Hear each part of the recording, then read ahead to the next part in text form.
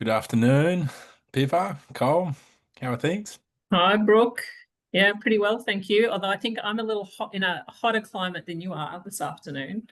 Absolutely. Yes, it's a bit cold down in Victoria today, I can tell you that much. The weather is fairly miserable. Um, how about yourself, Cole? Where are you? Yeah, good. I'm just down in the Southern Highlands at the moment. It's meant to be about 30, but it only feels about 20. But it's blowing a gale and drying things out. But good to be here. And thanks for joining, Pippa. Yeah, no worries. I think there's plenty of northern New South Wales and Queenslanders who would probably take a few degrees cooler. It's 38 degrees in Gundawindi today, uh, and windy. Yeah, a lot of wind at the moment. Hmm. Windy here, yeah, seems to be right up and down the country. Beautiful. Well, let's jump into it. Welcome everyone. Welcome to another Atlas Live webinar hosted by Atlas Carbon. Today we'll be looking at global perspectives on carbon markets and what it means for Australian grazers. Thanks for joining us. Today's webinar will be hosted by myself, Brooke Kennedy, and Cole Phelan from Atlas Carbon. I might just throw to Cole to introduce himself. Over to you, Cole. Well, thanks, Brooke. My name's Cole Phelan. Been with Atlas Carbon now since we kicked that off a few years ago, and before that, with Maya Grazing that commenced about 10 years ago. And it could be a good little intro just for those that aren't aware of Maya Grazing and Atlas Carbon, who we are and what we do. But first and foremost, we operate in the grazing performance space within the world's grasslands. And 10 years ago, we started really digitising profitable best practice of planned grazing and developed the Maya Grazing application. And we're proud to say that we now have the world's largest analytical database of grazing on the planet, which is amazing because you can really start to help producers balance stocking rate to carrying capacity. That's what it's all about ultimately. And Maya Grazing is a tool that's used in that front. And then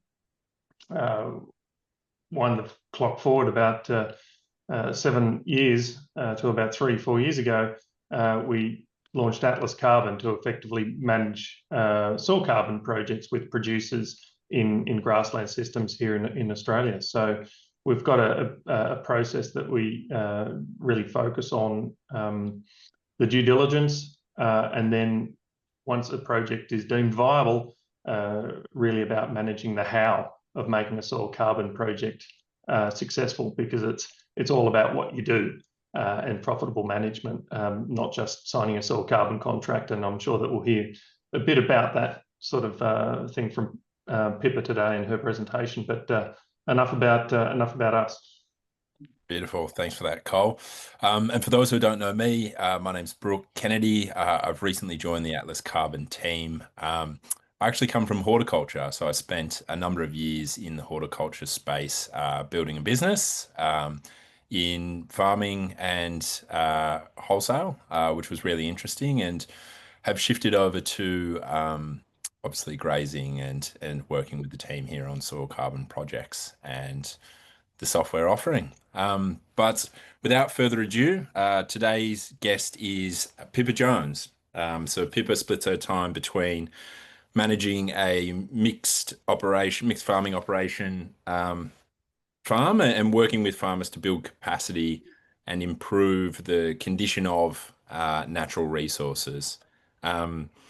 She really works with them to improve options for farmers seeking to better engage in the space. Pippa is looking to really address some of the knowledge gaps that exist, and she's learned from overseas operators and various experiences overseas, which she might touch on as a Nuffield Scholar.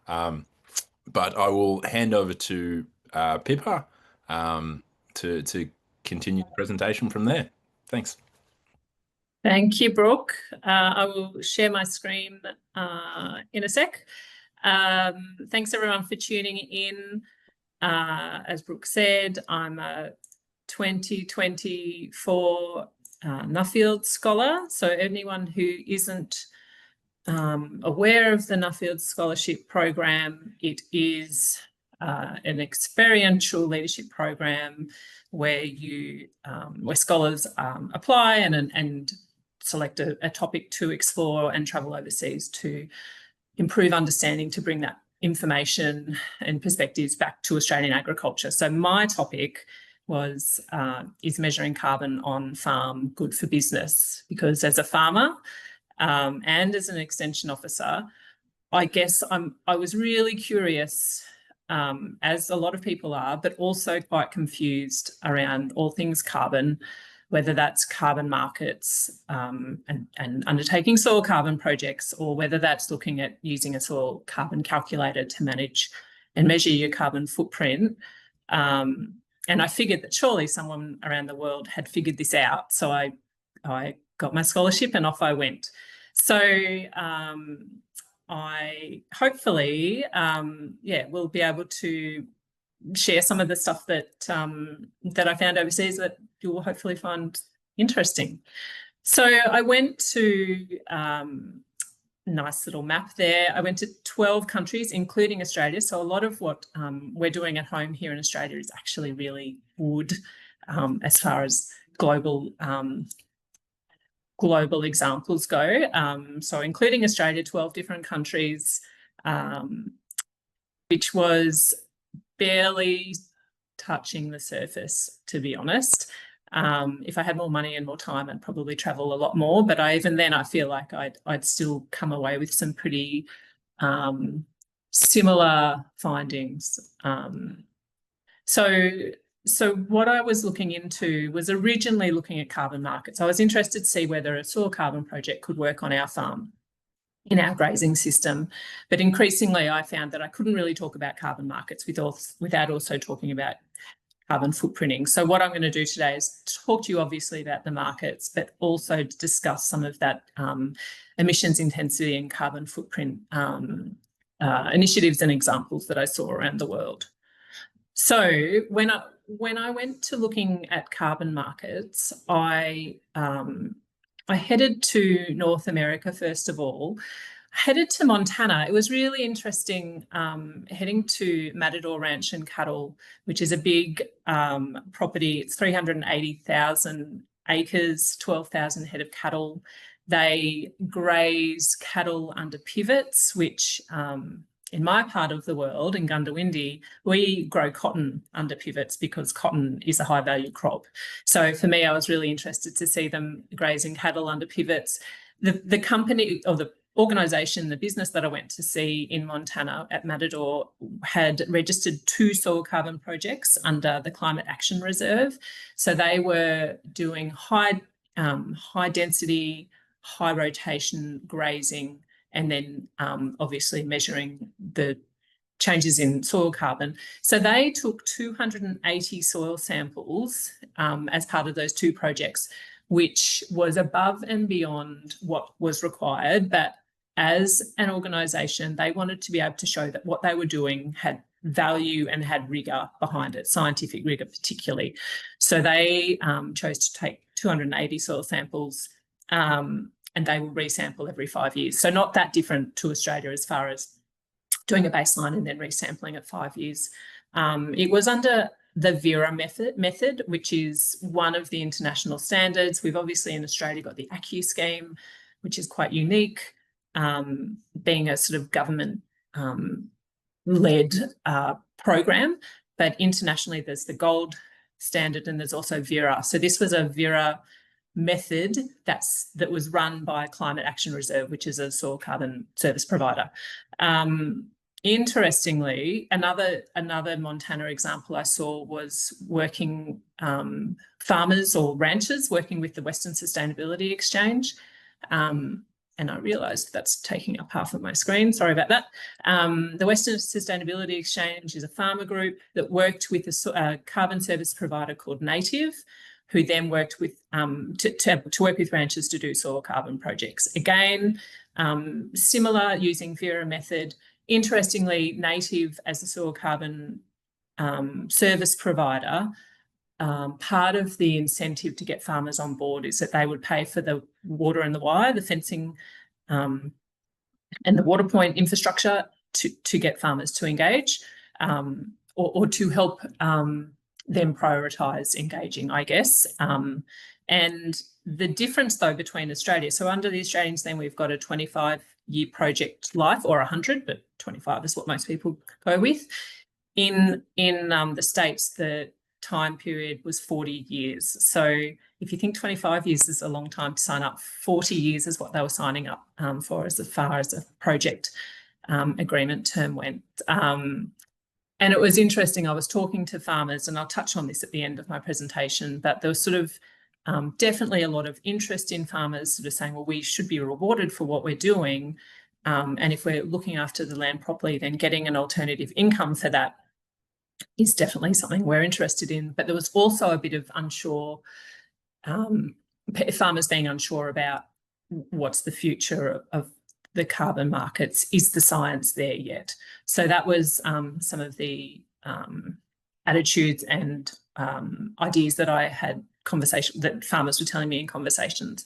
And I went to Canada as well, because initially I really wanted to go to Canada because way back in 2008, Alberta, the province of Alberta, set up the emissions offset scheme. So it's one of the earlier, I guess, provincial-led carbon projects or carbon schemes out there. And it was set up to offset the province's oil and gas industry. So if anyone's ever been to Alberta, the landscape is dotted with oil and gas rigs, and it's just part of the landscape. And so to offset that, a carbon market was set up. It was quite early. Some of the feedback I had was that maybe there wasn't the scientific rigour behind some of the methods, maybe junk credits or credits that were issued that mightn't have been as valid as they were meant to be, were sold. Farmers didn't always benefit. I spoke with a service provider who said often service providers lost money because it was quite expensive to be involved with. It's not to say it was a bad program. I mean, we've got to start somewhere, and we learn by doing. So a lot of improvements were made. Farmers did benefit, and improvements in land practices or land management practices was one of the key take-homes for that, one of the benefits of that Alberta emissions offset scheme. And similarly, with the USA, the Montana versions, like if people were managing their grazing better to improve ground cover, improve soil health, and in turn improve soil organic carbon, then you're more profitable and you're more productive. And so carbon is like the byproduct, and the carbon credit is like an additional bonus of that. And I think that's, with my topic, that's always what my key has been. It's like, great, carbon can be the byproduct of what we do and a consequence of what we do, but really it's about what are the productivity and profitability gains that we get by being involved in carbon markets or measuring carbon footprints. So now I'll switch this around to the other side. Headed to Vietnam. So unlike Australia, Vietnam didn't have any carbon markets. When I visited midway through 2024, however, the government wanted to connect to a global voluntary carbon market in 2028. So the reason I went over is a group of Australian researchers were involved in a project over there, and part of that project was called Carbon in Focus, which was trying to develop education and science-backed programs that benefit farmers, so that when carbon markets come, they're better informed, they know what's going on, and they can make decisions that will benefit them and not to their detriment, I guess. So I'll just take a drink of water. So when I was there, I attended a big carbon forum at one of the universities with all of the extension staff from the Department of Agriculture.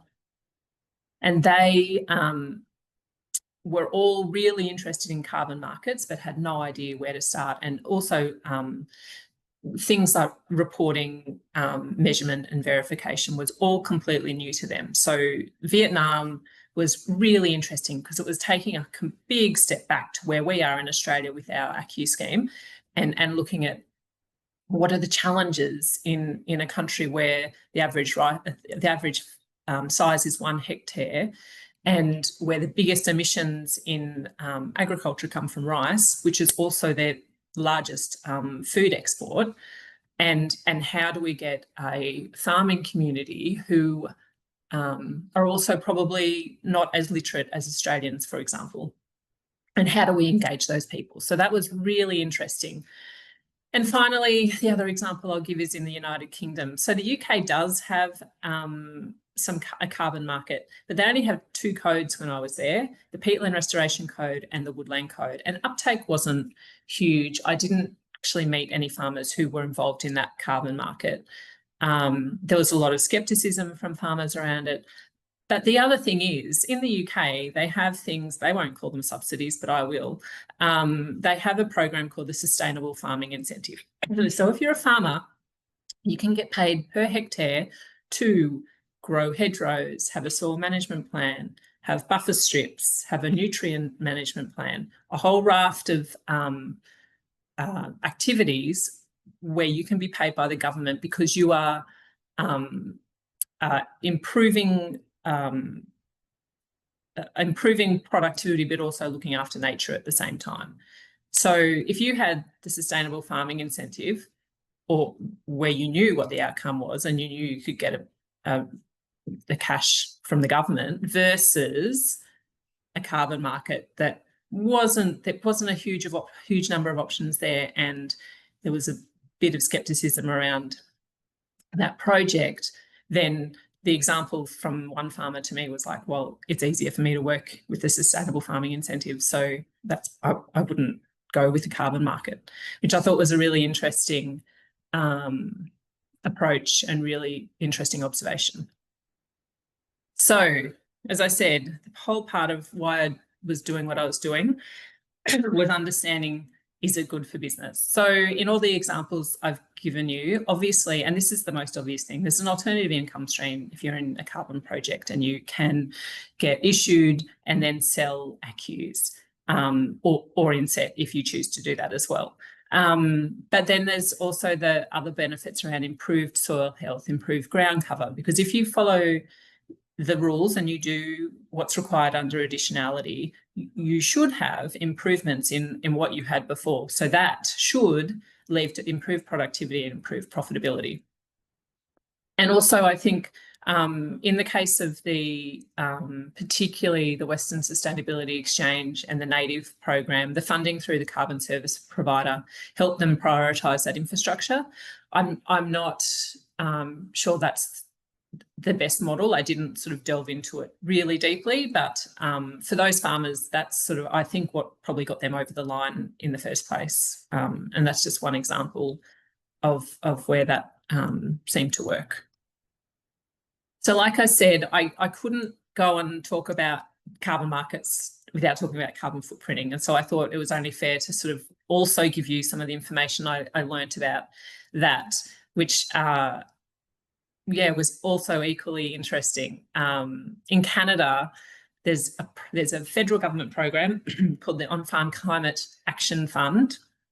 From 2021 to 2024, 704 million Canadian dollars was invested into this program, and you could, if you're a farmer, you could apply for funding through this program to improve nitrogen. So if you're improving reduce nitrogen emissions or improve nitrogen efficiency. So you, for example, could use nitrogen inhibiting fertilisers instead of normal standard fertilisers in cropping systems.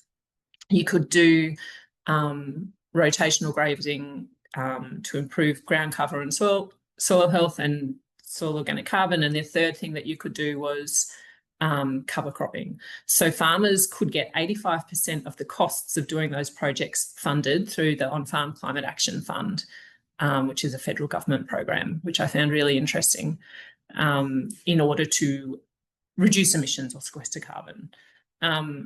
I also met some farmers, and one in particular was a potato farmer in Alberta, and he supplied potatoes to McCain's. McCain's required him to use the a carbon calculator, and he had to report there his scope 1 and 2 emissions to McCain.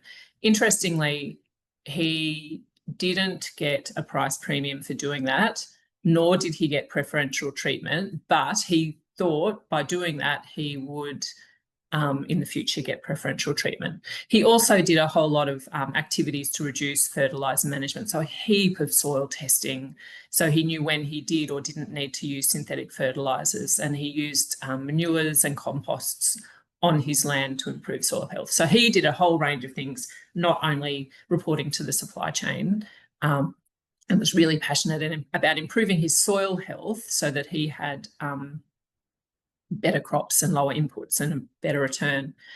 In the United Kingdom, I met consultants who worked one-on-one with producers. So they worked either with some dairy farmers and some beef producers to measure their carbon footprint. But part of that was also understanding what that data meant, and then being able to identify the gaps or some of the efficiencies that you could make. So, for example, if you're a beef producer who supplied to Dawn Dunbier, which is a big beef processing company, a consultant could support you to do all this, and then looking at that information, you could make efficiencies on your feed budget or your energy use. And the other thing that they also did that with Arla, which is an organic dairy, so Arla dairy farmers. I met a dairy farmer who supplied their milk to Arla, and she had 7 years worth of sustainability data, so not just carbon, everything from mortality to kilos of CO2 emissions of CO2 per kilo of milk solids. And because she had 7 years of data, she could work out where was she going well, where were the improvements. So that's an example of where someone was able to use year-on-year data to really make some improvements in their farm business. She also got 2p per litre premium for doing that from the milk company. And I talked about Matador Ranch in the USA.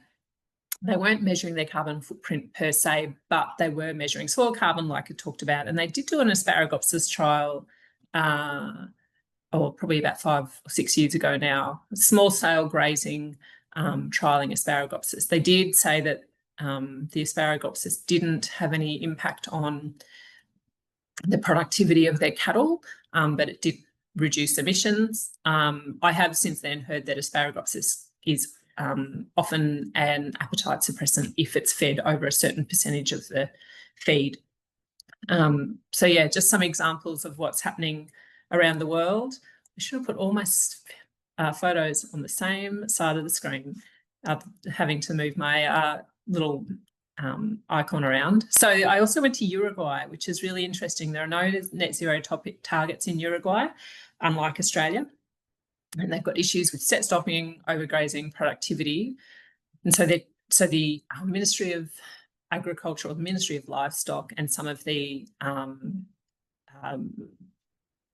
levy-funded research and development in organisations are trying to get farmers to consider rotational grazing and improving ground cover, and preg testing and improving efficiencies in herd management in order to sequester carbon and reduce emissions. But it's a real challenge, they said.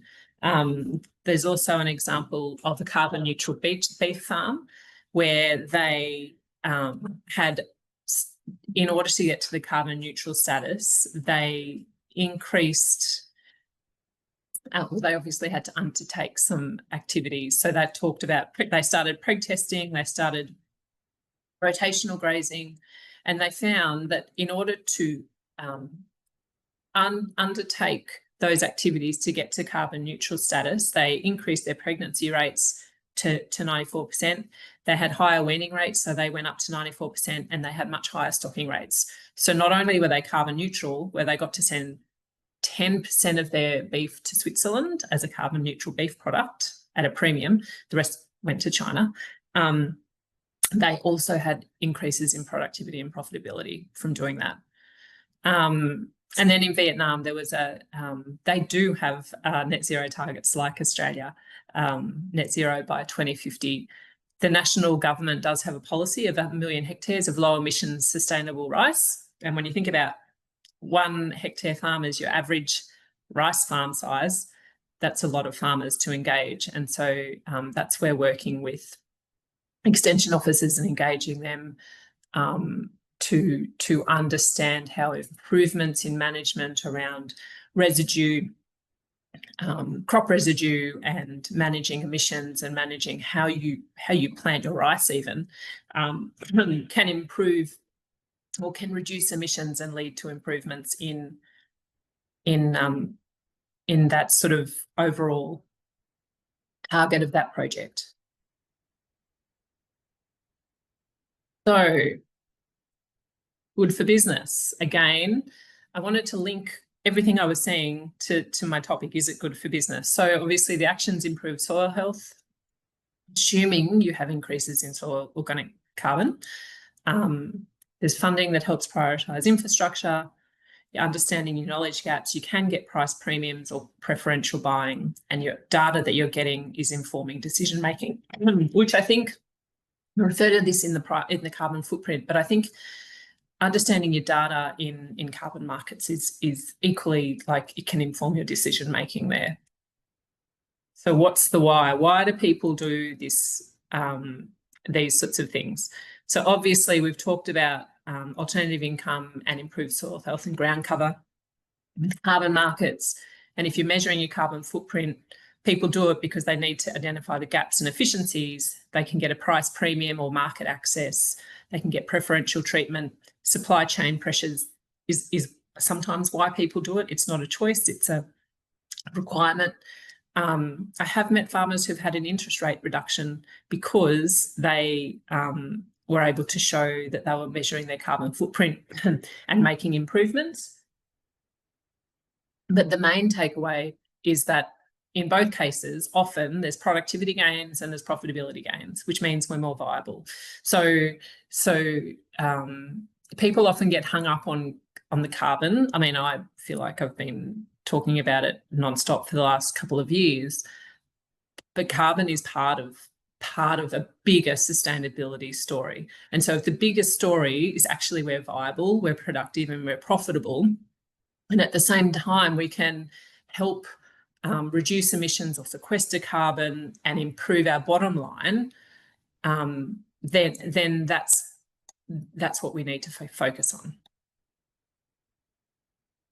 So one observation I made when I was travelling around is that often, regardless of the country or even the region you're in, there's often similar issues or factors that can influence whether you can or can't get involved in something. So what are the enablers and what are the barriers? And often it's the top 5 that I came up with. There's policy, frameworks and models, culture, history, and climate. So we can talk about the Australian climate versus the climate in Uruguay, for example. High rainfall in Uruguay, really good soils. Australia, dry. However, when you then link that back to policy and frameworks and models, in Australia we have a government-led program called the ACCU scheme, whereas in Uruguay they don't have that. So you can sort of see how some of these factors can influence whether we do or we don't engage. History, I mean, you look at the United Kingdom versus Australia. United Kingdom has a big history of having subsidies that support farmers to produce food, and in Australia we don't.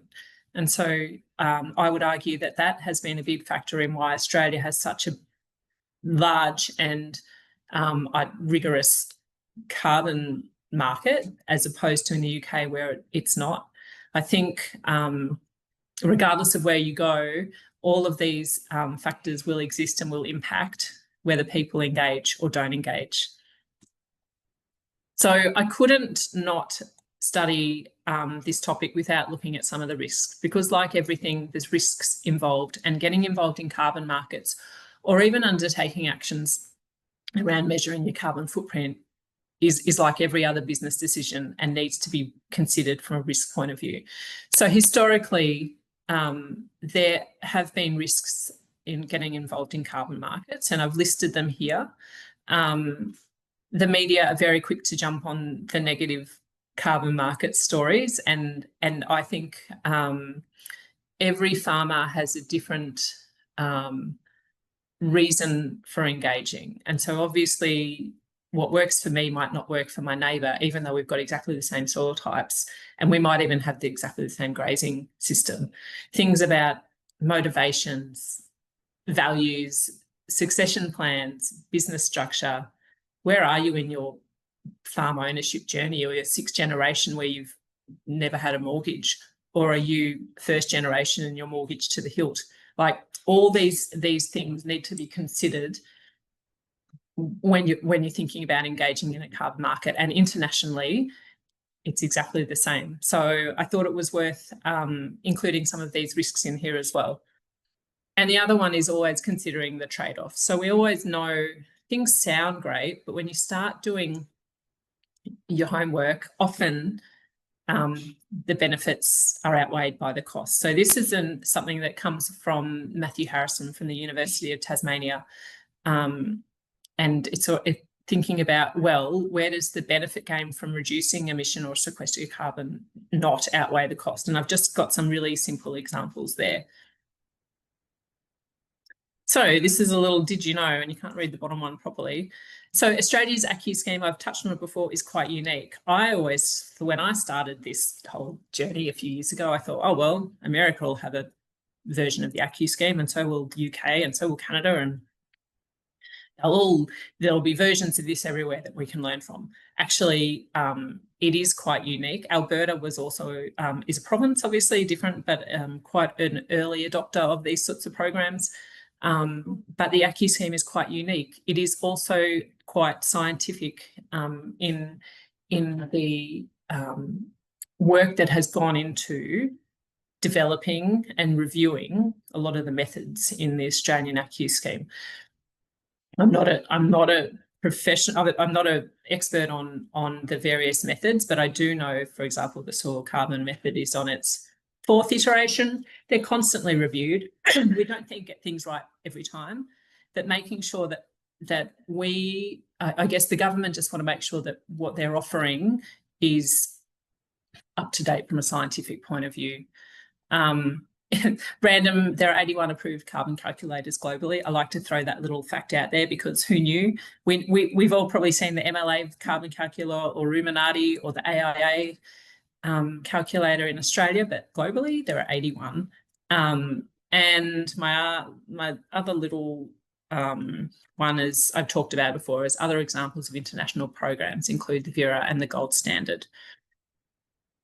So I wanted to finish on some of these little quotes, which I always find interesting. We sort of figure that we must be so different from all the other farmers all over the world. But actually, when it comes to this stuff, we're not. I've put some quotes here that I gathered while I was travelling from farmers that will show you that actually the way we think, the concerns we have, and the things that we need to consider in either measuring our carbon measuring our carbon footprint or entering into a carbon market are exactly the same. When I was at the Vietnam Carbon Forum with all of the Department of Agriculture Extension staff, questions getting fired at Susan Orgel, who I was with, who many of you will know, the really well-known soil scientist, and were exactly the same as what farmers in Australia would ask, like, how much do we get paid?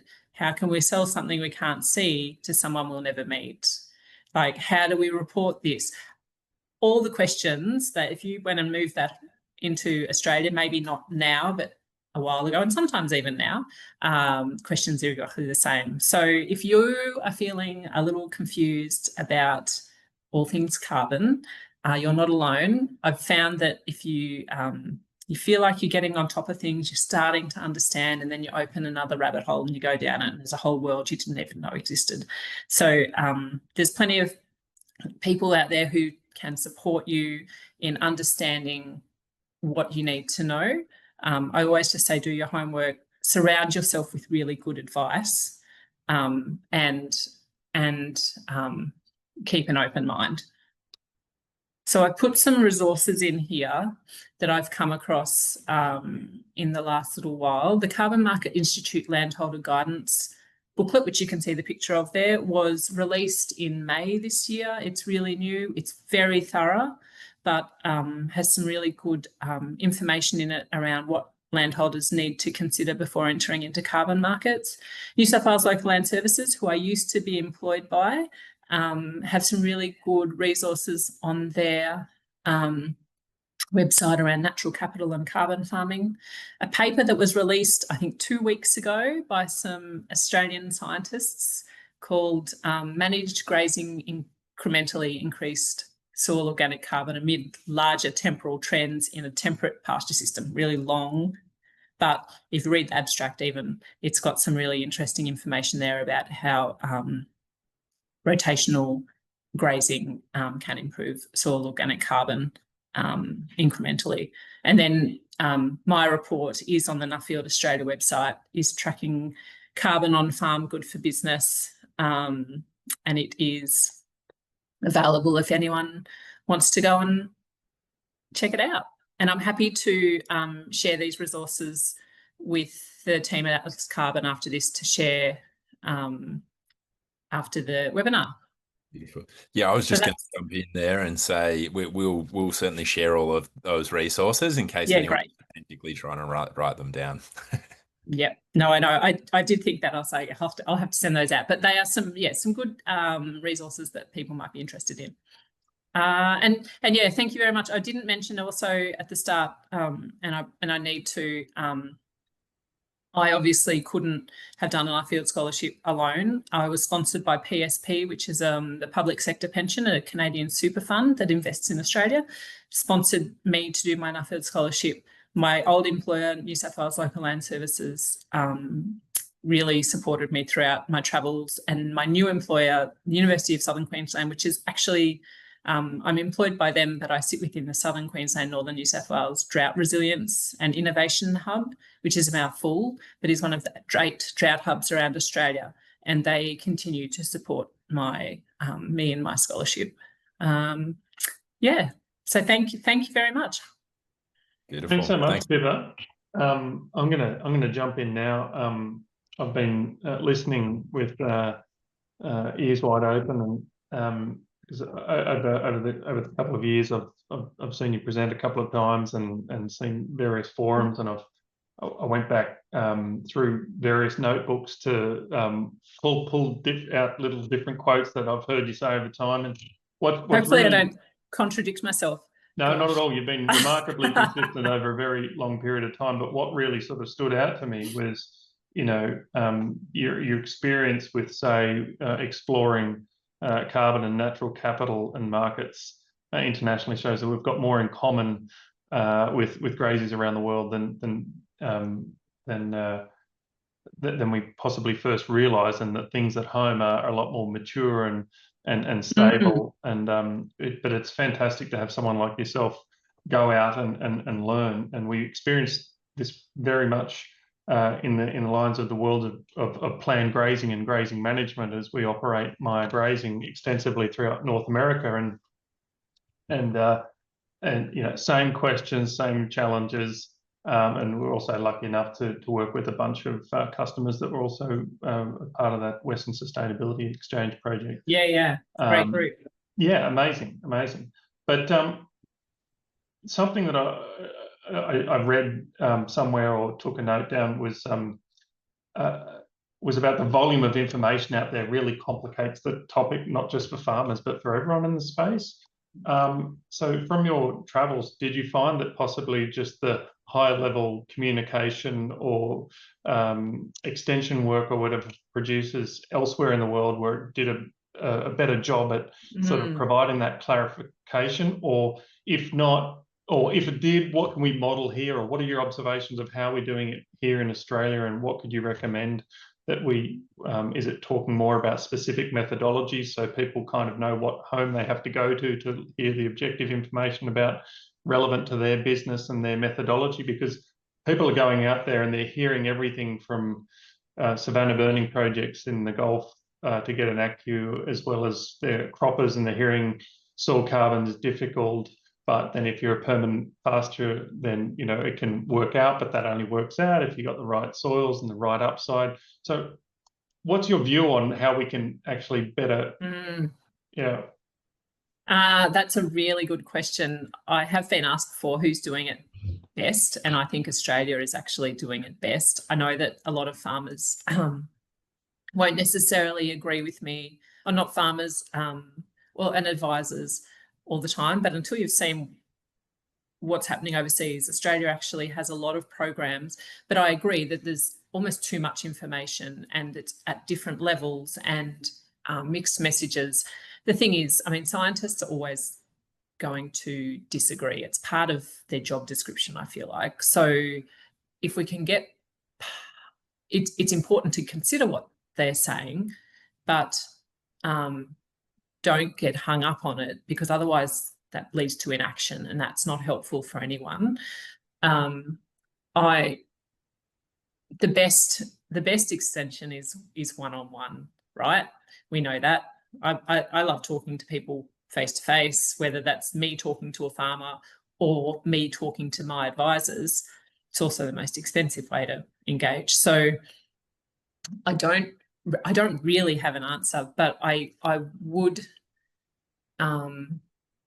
encourage people to work out for themselves, like, what are their goals? What are the boundaries? What wouldn't they do?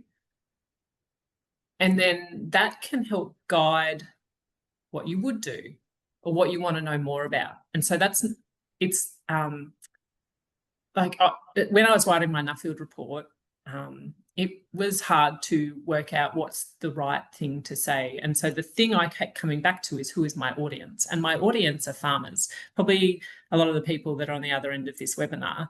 And so if you have that sort of guidance clear on your mind, what is it you will do and what is it you won't do, and what are you working towards, then that might help individual farmers work out where to go next. Yeah, and it comes down to their core business, and that sort of draws to another note that I found that I wrote from one of your presentations, was about know your business, know what your priorities are, and ask plenty of questions. It's like the thing that actually drives soil carbon or a carbon credit or an ACCU that we're talking about, like you're saying earlier, it's the consequence of actually profitable management.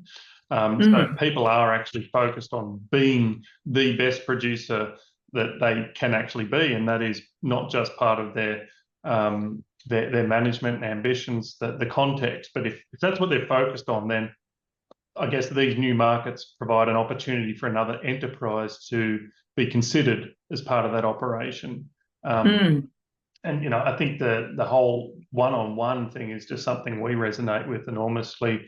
You know, we run these webinars. It's fantastic. We do a lot of work out in the field, but when you really get to connect with people through a due diligence process, you can objectively look at the numbers and say, does this actually really stack up? Because it's interesting when how many models out there for emissions calculations did you say with it? 81. Yeah, 81. And that's just emissions calculation, let alone trying to estimate, say, sequestration rates and those sort of calculations. Probably add on a whole bunch more. And we find that, you know, the only way you can really get cut through, even to when you play with a couple of different models, is to deal with actuals on the ground, you know. And we actually do that as part of our due diligence process. We don't just register a project because it sort of says it does what it's going to do on some desktop analysis. You have to challenge that. But so what's a practical, you know, way for someone to navigate that decision-making process of say, okay, I'm a grazier, I am focused on improving my production productivity. What advice can you give a producer in say, Southeast Queensland, Central Queensland, New South Wales to, where do I start the process? Where do I start? Yeah, I would, so I'm going to talk Pip the farmer now. So when I started being intrigued by, confused, everything about this about 3 or 4 years ago, I actually spoke to a neighbour of mine who had registered for a soil carbon project and just sort of asked a few questions that I just to try and understand it a bit more. I think I registered for a few webinars. I signed up for emails. I might have even just to get a feel for what felt right for me, I might have rung 1 or 2 service providers and just said, how do you work? This is what we've got on our farm. What would it look like for us? Just to have a few different scenarios to play around with in my head. We haven't done anything, by the way. We haven't signed up to a soil carbon project because at the time it didn't make sense financially for us. And then I feel like I've been trying to learn all about carbon projects rather than actually doing anything at them for the last few years. So I think that's don't try to learn everything at once. I think being patient, which I am not a patient person. Anyone who knows me knows I am not patient, but trying to be deliberately patient in building your understanding and your comfort level, and what it is that you want and what you can afford almost, is pretty important. I think the industry is so lucky that we've had someone like you who's an impatient, who's not just willing to ask these questions locally, but goes global and brings back a whole lot of these learnings. Now, I know that we've got a lot of great names on the webinar and we kind of are running over time, but it's been really engaging. And I think it's not just fantastic to have you from the Nuffield perspective, but also from a farmer perspective. So if you're happy to sort of hang around a little bit longer and if we don't have participants dropping off, I'll go to a couple of the questions in the audience soon, but if there's any more, please send them through and we will not be able to get to them all. But what I'd endeavour to do, Pippa, what we do sometimes with people is maybe run another session, or I can spend a little bit of time getting those answers through and we can provide those directly to participants if that worked out later. Yeah, and I mean, I put my details on the last slide of my presentation. So my job, I mean, obviously I've done my Nuffield scholarship, but my job is also as an extension officer. So I'm also happy to talk to people if they have burning questions, or get in touch via LinkedIn or whatever. Yeah, that's awesome. So for some of those people on the call, and who I know should be asking some questions here, get those questions in. But Brooke, I think you wanted to show a couple of slides and then we'll go to a couple of questions from the audience. Yeah, thanks, Cole. Yeah, I'll share a couple more slides and then we'll jump into some audience questions. So you might be wondering, is your soil more valuable than you think? And as we kind of just touched on at the end, what is the starting point? Atlas Carbon run a no-cost way to discover your soil carbon's potential. We call it a cost-benefit report, but really it's a property assessment. We gather some information and we can provide a high-level report on whether there's potential for a soil carbon project. What that sort of includes is high-level desktop assessment, and that's really just designed to help you understanding the potential of a soil carbon project on your property.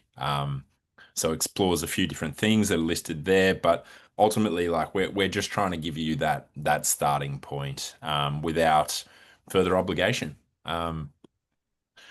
Why why do we sort of take that approach? Well, we really believe in like a rigorous due diligence process to ensure that we only approve projects that really stack up and that makes sense both for the farmer financially and operationally.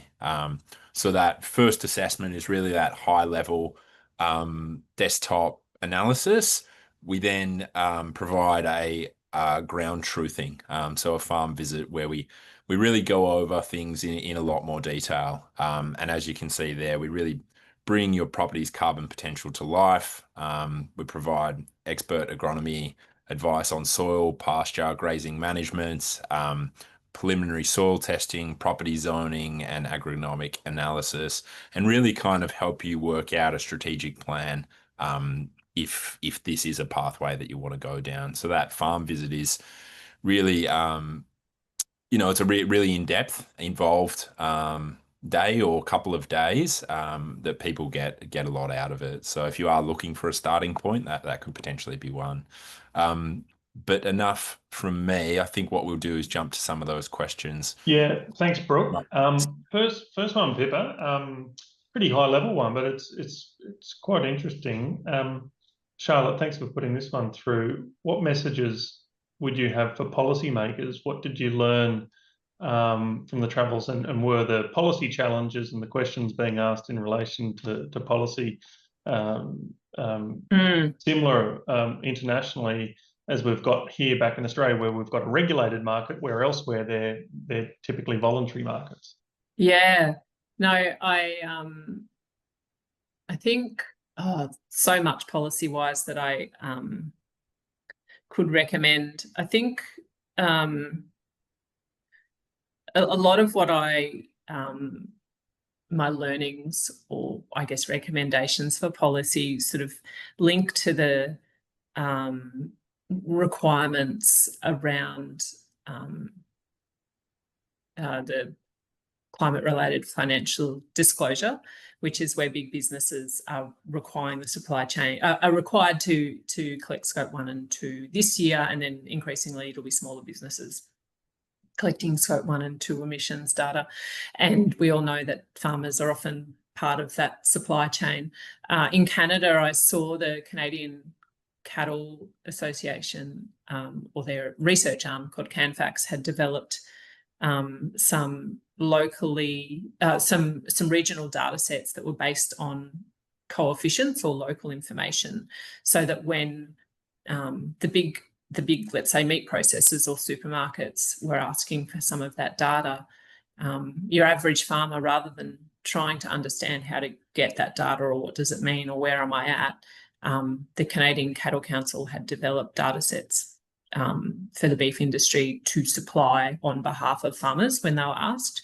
And I think that the Australian government should equally provide commodity-specific regional data sets to reduce that burden on farmers, because at the moment that's a big unknown, and it's a lot of farmers just don't know where to engage, and so the head goes in the sand, and that's it.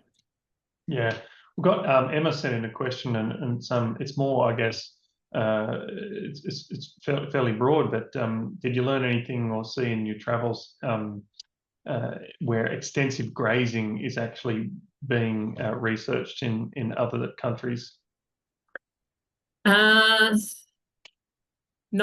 Not per se. A lot of what I did was individual farm visits, and so probably can't answer that question really well, unfortunately, Emma. But I think there is, there's a lot happening in every country almost, as they try to work out how to get to these targets, and also, and we know that, say, big businesses setting these ambitious targets around net zero or reducing emissions, but there's a gap between setting the target, so what the ambition is, and then what the actual is.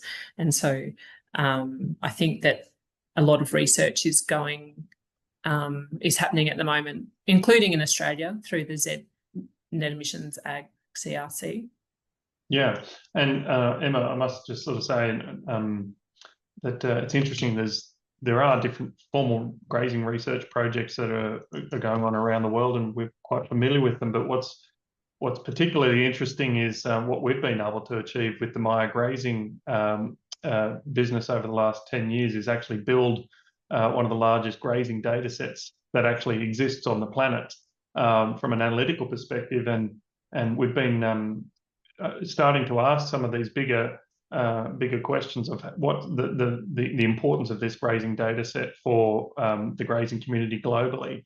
And interesting, just a fun little query that we put onto the data set even about 2 years ago was, okay, for every paddock that has had history of grazing and then subdivided and then grazing within that area again, what is the average uplift of yield, of grazing yield on that same area, assuming that the mob hasn't been split when the paddock was split, so effectively you're grazing at the same, and the average uplift was like 26%. And we're talking over thousands of paddocks, and regardless of whether you're in Alaska or King Island. And so the role that Maya grazing in our data set will play in extensive grazing research going forward, I think, has a real place. But it's a good question. We got time for one more, Cole. Okay. And then we'll finish up. Okay, not a problem. And we do have a bunch of others. And Pip, thanks for making yourself available. I'm going to go to this is okay. It's back to the bit of the supply chain and scope 1, 2, etc. But when we're regarded as having best farming practices around the world, and sometimes it requires us to leave home to go and figure that out. Yeah. Why do you think we're subject to far greater scrutiny to deliver supply chains compared to many other countries? Or in fact, are we? That's a bit of a statement as well. Yeah, I'd argue that maybe compared to the Northern Hemisphere, someone referred to it last year to me as a Northern Hemisphere thing, and then the Southern Hemisphere. So compared to Europe and UK and probably parts of North America, I'm speaking very generally here, but I think the scrutiny in the EU and the UK is greater than it is in Australia. I think, whereas obviously lesser or developing countries are still developing those sorts of requirements, but they exist. Like Uruguay said, no net zero targets, but they have international markets that do have net zero targets. So they are still looking at how they can reduce emissions and sequester carbon, because they understand that their farmers, if beef is the second biggest export for Uruguay, the first is forestry, they understand that those beef exports will be required to show that they're working towards reducing sequestering carbon. It's interesting. I think that goes back to a couple of my other notes. I think over time you talked about around 145 countries either have a net zero target or are looking to adopt one. Something else you say is doing nothing is not an option. So it's fine to sort of try and calculate your emissions, but what about being able to calculate the upside and something you're being paid for as well? And hopefully that might be something that we may be able to assist with, because otherwise what you need to do is just get on with actually being a good grazier. Because soil carbon projects, and I know you can talk carbon, but we're talking soil carbon projects here within grazing systems, they are by no means suitable for everyone. So it doesn't cost anything to get informed and to be able to make some good calculated decisions on being able to either, one, take advantage of these new markets that may be available to us, or actually just get on with being better graziers anyway and put that to the side. But back to you, Brooke. I'll exit stage left. Thanks so much, Pippa. It's been fun. Thank you. I love it. No, thanks so much for your time today, Pippa. I found that really insightful. It's just such a great way to zoom out and get that global lens and perspective and see what's happening here and compare that to what's happening globally as well. Just before we wrap up, we've got a few things that are coming up next.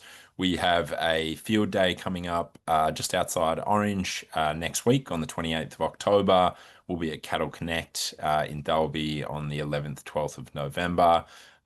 You can tune in to our new podcast, Stockyard Sessions, which is available fortnightly.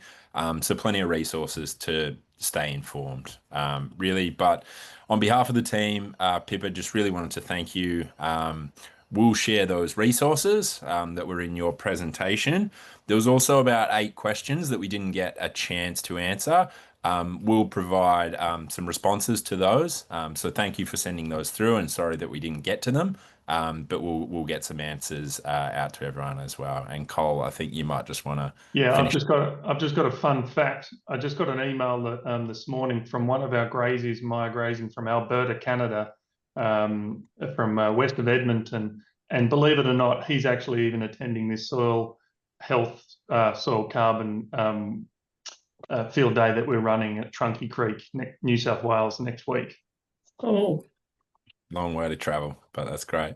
But no, thanks so much, Pippa. Really insightful, and yeah, we do have to stay in touch. pleasure. Thanks so much for having me. Great, and thanks everyone for joining. We'll wrap that one up there. Cheers. Thank Thanks, you. everyone.